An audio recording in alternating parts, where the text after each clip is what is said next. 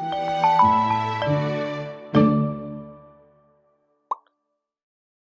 this is City Manager Rick Johnson. I want to give you a little bit of an update on the Depot 303, bring you up to speed on how it's being paid for and an update on the timeline.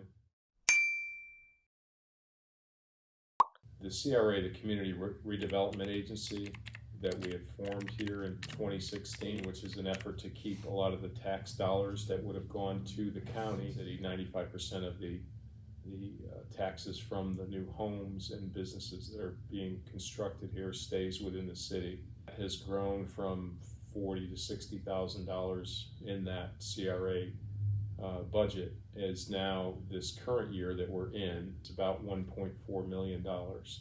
So that's what's financed the Gem Theater revitalization, and that's financing a lot of the revitalization projects within the city currently. And so we are focusing on the downtown revitalization. That's what brought us to the point where when Badcock offered us that warehouse, we were able to purchase that at a very low price. I think we paid $75,000 for a 14,000 square foot building. And one of the things was the CRA is tasked with is to eliminate blight within the city, and of course our long neglected downtown, and the wish of a lot of people to bring restaurants into the city. We do have restaurants, and we have some great restaurants in the city that have been here for a long time, but we didn't have any like sit down, really upscale sort of places.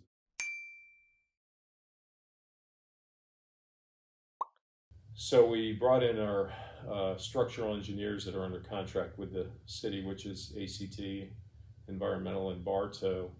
When I was describing to them sort of my vision for what I thought it should be and would be a good revitalization project funded by the CRA dollars, one of the architects, John Kirk, said, "Oh, you mean like the joinery up in Lakeland," which I had never been to. I had heard of it. So they arranged for us to go up there on a tour, and it did sort of meet similarly to what my vision was. And my vision originally was to have maybe a couple of people working there to kind of wipe down the tables and clean the bathrooms.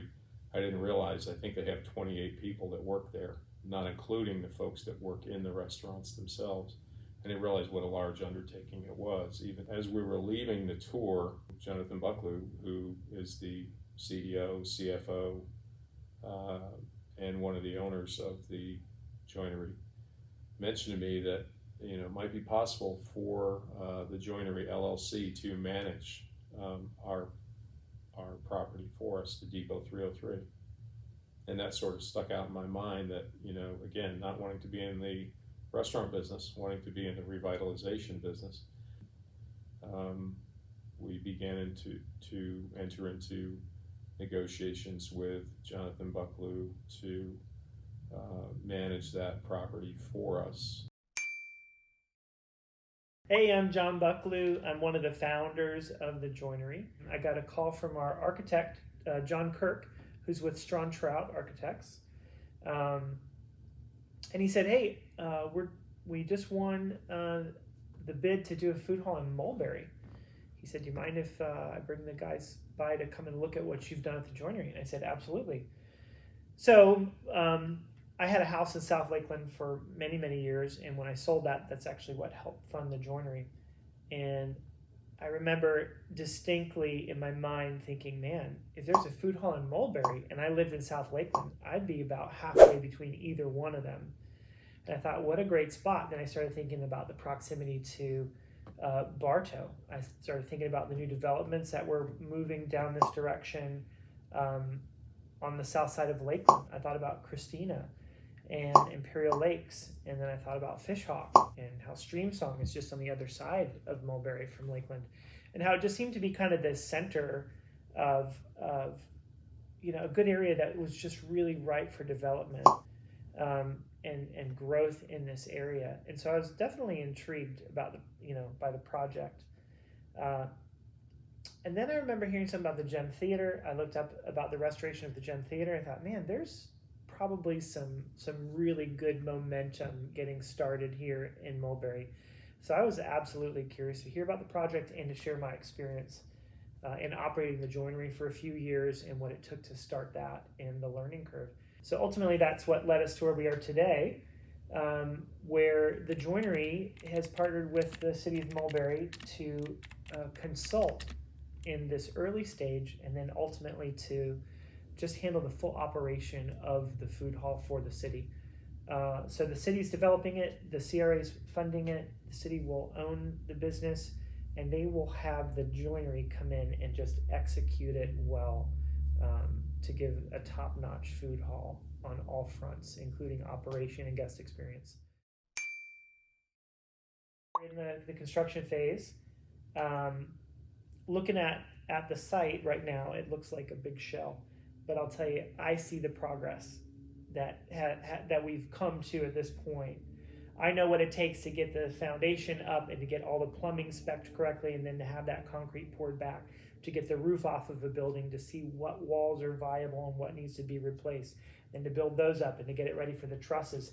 Now we're at a point where we're talking about the weight of the HVAC units and the trusses and what the webbing has to look like, and spec those and get the steel trusses formulated for the reconfigured AC plans.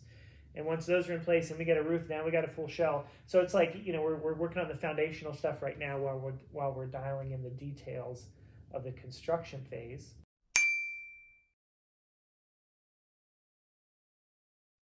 Part of a successful food hall is having the right balance of like not having cuisines that step on each other, having chef-driven concepts. So I mean, you've got everything from, we want to have great burgers and fries. We want to have some fish and chips or po' boys on the fish side of things. We want to have some Asian cuisine. I think Asian street food is going to be great.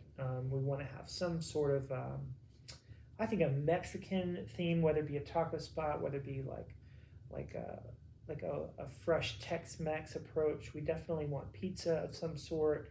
We're going to hit a healthy option in there at least. We want hearty handhelds, sandwiches. So we're working with all of the people who are interested to come in, and we're trying to blend them well, find out what's going to fit as far as timing and the restaurant's growth, and the right blend of cuisines, and hitting all that that's going to be right for the city. It's going to offer something different than the joinery. We're not doing joinery 2.0 here.